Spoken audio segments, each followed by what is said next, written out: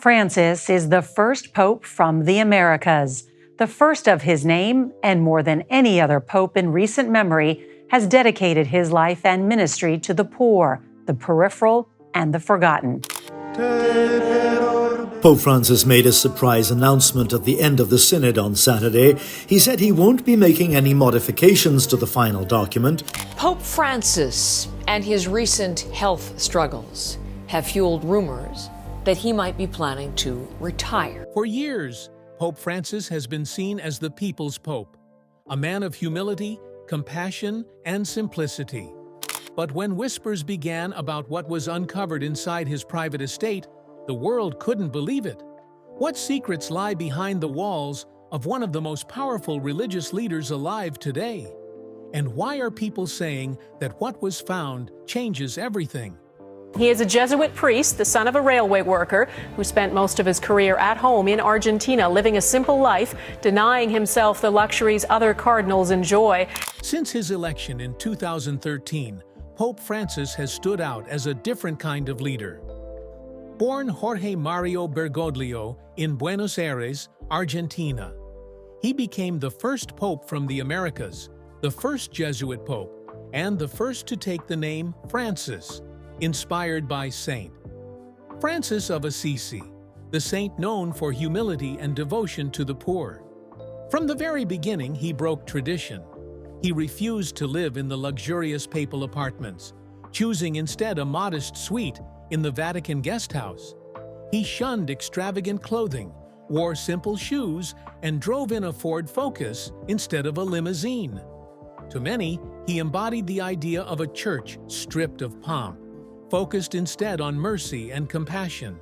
But even a man of such humility cannot escape controversy. Throughout his papacy, critics have questioned his reforms, his stance on social issues, and the immense wealth and power of the Vatican itself. And when investigators looked into his estate, not just the humble residence he occupies, but the broader assets tied to his name, what they found shocked even the most faithful believers.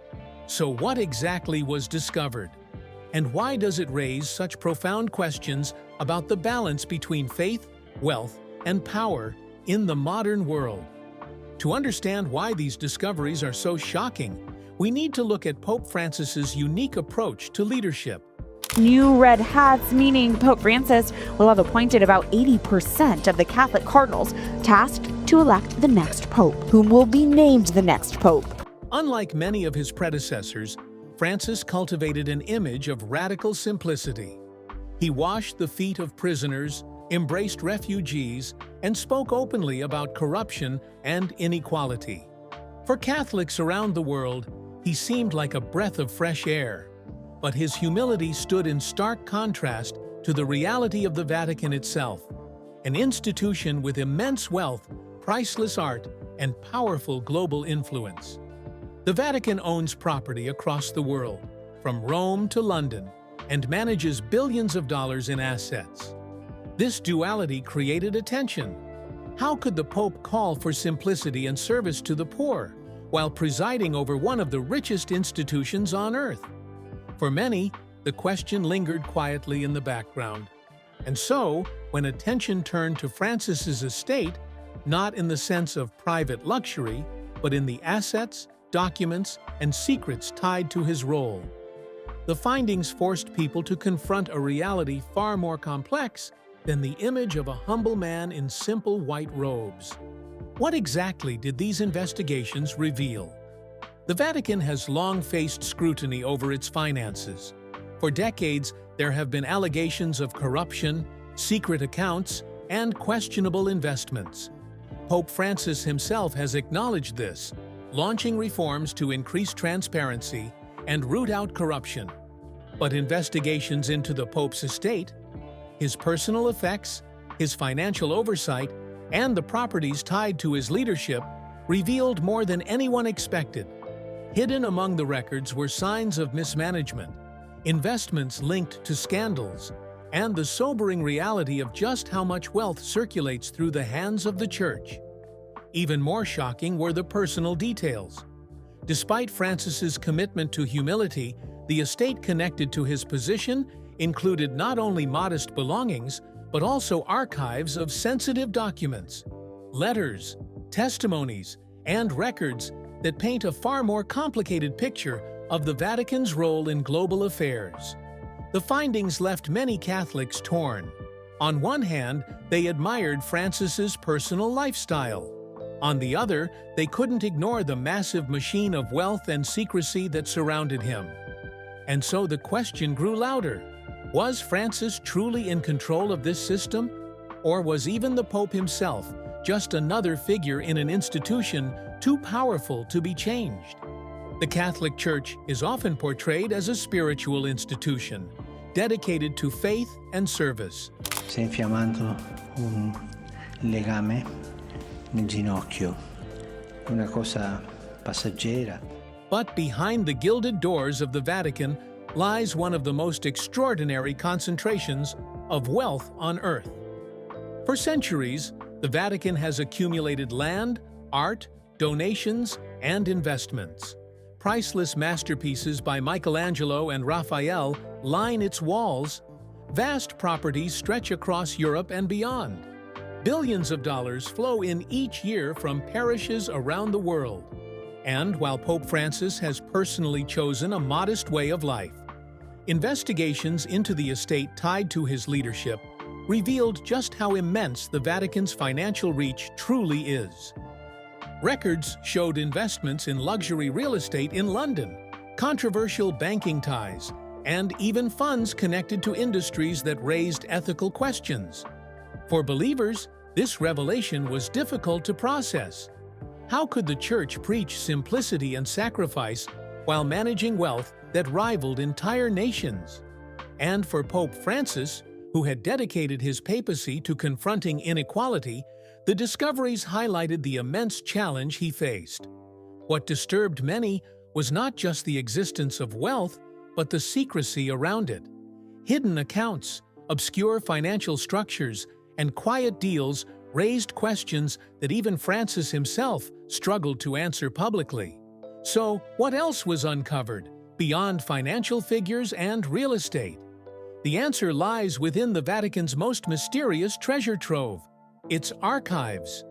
Deep beneath the Vatican lies an archive shrouded in mystery.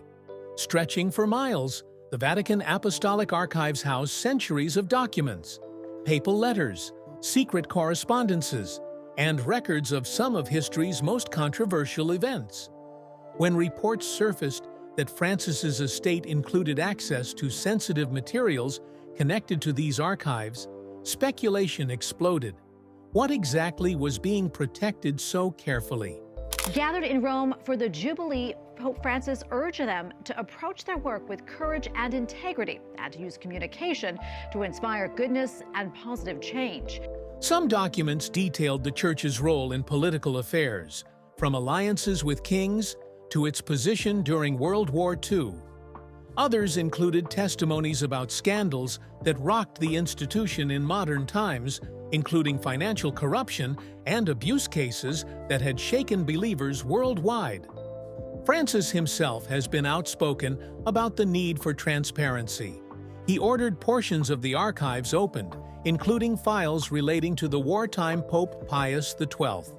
But insiders suggest that far more remains hidden, and that what has been revealed barely scratches the surface of the Church's most closely guarded secrets.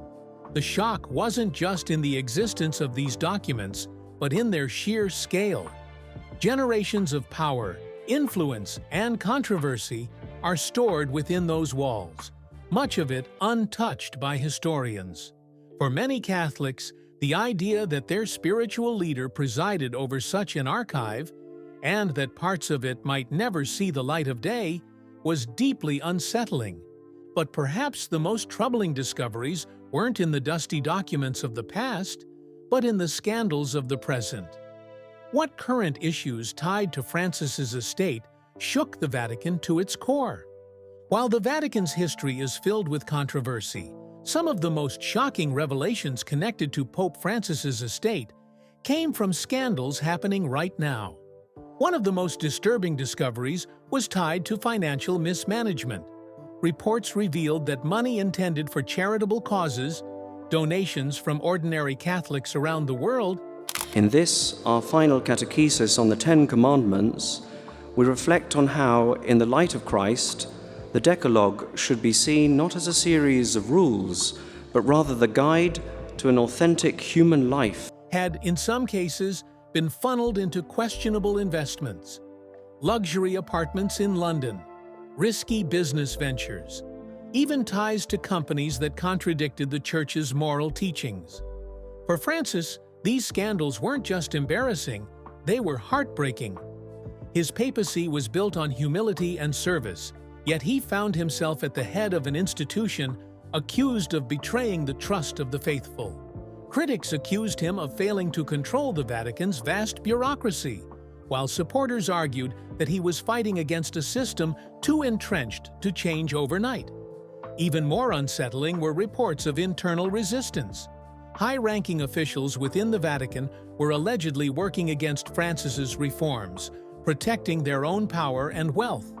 Documents tied to his estate hinted at divisions inside the Church, with some leaders quietly undermining the Pope's efforts. This raised a haunting question. If even the Pope himself couldn't control the corruption within his own walls, what did that mean for the future of the Church?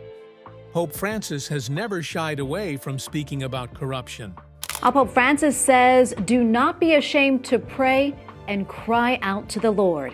At his weekly talk in the Vatican, the Holy Father says prayer is the beam of light in the darkest moments of our lives. Time and again, he has condemned greed, selfishness, and abuse of power, calling on the Church to be a place of service, not scandal. But his battle against corruption has been anything but easy. Documents and testimonies tied to his estate revealed the sheer scale of the problem. From shady financial deals to cover-ups of abuse, Francis was staring down centuries of secrecy and entrenched power. In response, he launched sweeping reforms. He replaced Vatican officials, tightened financial oversight, and demanded transparency in ways no pope before him had dared.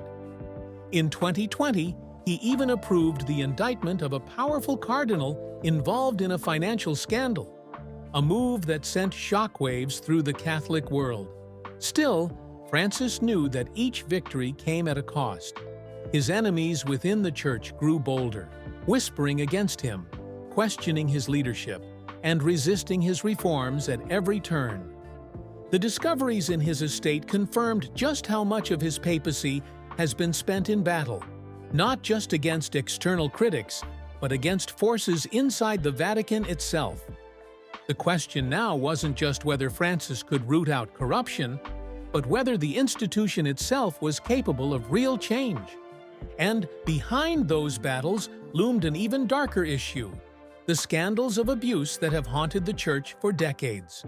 What role did Francis's estate play in exposing or hiding those painful truths?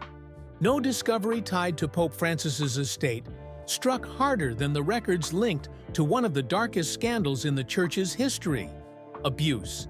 Pope Francis ended an unprecedented Vatican summit focused on clergy abuse by insisting the Catholic Church end its long history of covering up the abuse of children. For decades, cases of abuse within the Catholic Church were covered up, hidden behind closed doors, and shuffled from parish to parish.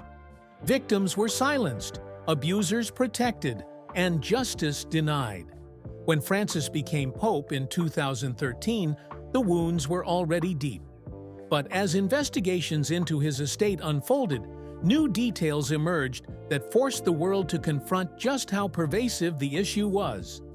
Among the archives connected to his leadership were testimonies from survivors, reports from bishops, and confidential letters documenting years of mishandled cases.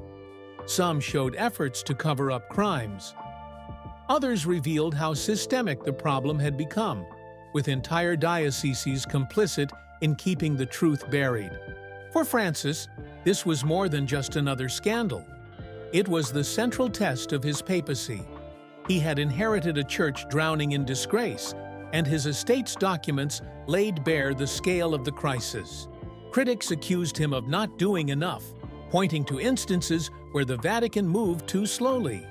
Supporters countered that he was the first pope to confront the issue directly, creating new laws, demanding accountability, and meeting face-to-face with survivors. Still, the documents revealed something chilling. The abuse scandal wasn't just a wound from the past, it was a shadow that still lingered in the present. The faithful were left asking, could Pope Francis truly heal such a deep wound? Or would the weight of centuries-old silence drag the Church further into darkness? Beyond the finances, beyond the scandals, beyond even the pain of abuse, the estate tied to Pope Francis exposed a deeper truth. The Vatican is not only a spiritual institution, it is a global powerhouse. The documents revealed connections to governments, banking systems, and political organizations across the world. From real estate holdings in Europe to investments in industries spanning finance and energy, the Vatican's reach extended far beyond the pews and parishes of ordinary Catholics. Francis himself has often spoken against the dangers of unchecked power. Pope Francis has often said the papacy is for life, but a resignation has never been out of the question. Warning that the Church should never lose sight of its mission to serve the poor. Yet the estate confirmed what many had long suspected, that the Vatican remains one of the most influential entities on the planet, with ties that blur the lines between faith and politics. Some records revealed negotiations with world leaders, others documented discreet financial arrangements, and still more hinted at alliances forged behind closed doors. This wasn't simply about Francis the man, it was about the papal office itself, carrying centuries of accumulated influence. For believers, this was unsettling. Could the Pope truly embody humility and simplicity while presiding over an empire of such immense power? Could any human being reconcile the role of spiritual shepherd with that of global power broker? And as Francis ages, the question becomes even sharper. What happens when his time as Pope ends? Who will inherit the burdens and the secrets revealed in his estate? For all the documents, archives, and wealth tied to Pope Francis's estate, perhaps the most surprising discovery was not about the institution, but about the man himself. Francis has always portrayed himself as a servant first and a leader second. He cooks his own meals, carries his own luggage, and insists on being addressed simply as Father, rather than the exalted titles of his predecessors. But the estate revealed more intimate details of his life. Personal letters, reflections, and writings that showed the quiet struggles of a man burdened by immense responsibility. In these writings, Francis admitted feelings of isolation. Though surrounded by advisors and staff, the Pope described the loneliness of leadership, the nights spent awake, worrying about the future of the Church, and the weight of decisions that affect over 1 billion Catholics worldwide. There were also glimpses of guilt. Despite his efforts to confront scandals, Francis confessed in private notes that he feared he hadn't done enough, fast enough, to protect the vulnerable or to root out corruption. For a man seen as a beacon of hope, these confessions revealed a very human truth. Behind the white robes was a man wrestling with doubt, fear, and the limits of his own power. This revelation struck believers deeply. It reminded the world that even the Pope, often seen as larger than life, is still a human being, carrying burdens that most cannot imagine. But if the man behind the robes was so vulnerable, what would become of the Church once he was gone? That he plans to resign in the near future. In a new interview from the Vatican, the Pope says that he had cancer. He did, however, repeat his position that he might resign someday. Pope Francis is now in his late 80s. Time, inevitably, is catching up with him. His health has been a subject of speculation, and his physical frailty is more visible each year. For many, this raises the question, what will his final legacy be? The discoveries in his estate provide some answers. On one hand, Francis will be remembered as the Pope who chose humility over luxury, who fought corruption, and who confronted abuse head-on. He will be praised for his compassion, his reforms, and his refusal to let tradition stand in the way of justice. On the other hand, the estate also exposes the limitations of his papacy. Despite his efforts, corruption still lingers, wealth still overshadows humility, and scandals still haunt the Church. His writings reveal a man who tried, but who knew that some battles were too vast to win in a single lifetime. The tragedy of Pope Francis may be that he wanted to reshape an institution that was, in many ways, resistant to change. His estate shows both the victories and the defeats, a reminder that even the most powerful religious leader is still bound by human limits. As the end of his papacy draws closer, the faithful must ask, will Francis be remembered as the reformer who laid the groundwork for a new era? Or as the Pope who tried to fight a battle too great for any man to win? The final and perhaps most chilling question raised by the discoveries in Pope Francis's estate is this: what happens when he is gone? The Vatican is not just a religious body, it is a political powerhouse. Whoever succeeds Francis will inherit not just the throne of Saint Peter, but also the secrets, the scandals, and the wealth that his estate has brought into the light. Documents tied to succession planning revealed fierce divisions within the Church. Some factions want a continuation of Francis's reforms, a church of humility, compassion, and transparency. Others want a return to tradition, stricter doctrine, less openness, and a retreat from controversial reforms. The estate revealed private correspondences suggesting that certain cardinals are already maneuvering for influence, preparing for the next conclave, and even undermining Francis while he is still alive. The new cardinals come from 14 different countries around the world and thus eligible under church law to enter a secret conclave to elect the next pope after Francis's death or resignation. This raises a haunting thought. If Francis struggled to reform the Church while alive, what will happen after his death? Will his successor continue the battle against corruption and secrecy? Or will the Vatican retreat into the shadows once again? And perhaps the most personal question of all, will Francis's legacy be remembered as a turning point for the Church? Or will the truths uncovered in his estate fade into silence, buried once more in the vaults of history? One of the most striking revelations from Pope Francis's estate is the undeniable tension between faith and institution.